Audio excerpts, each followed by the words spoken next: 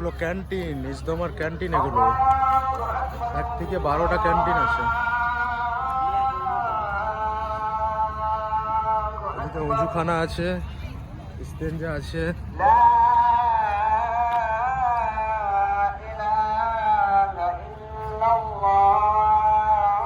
ইনশাআল্লাহ আমাদের পূর্ব মেদিনীপুর জেলার উমমি ইসদমা খুব সুন্দর পরিবেশ তৈরি হয়েছে। ইনশাআল্লাহ মাগরিবের টাইম হয়ে গেছে, সবাই উজু ইস্তেঞ্জা থেকে সব ফারিক হয়ে সব ছুটছে ইসদমার মাঠের দিকে। নামাজ পড়া হবে ইনশাআল্লাহ।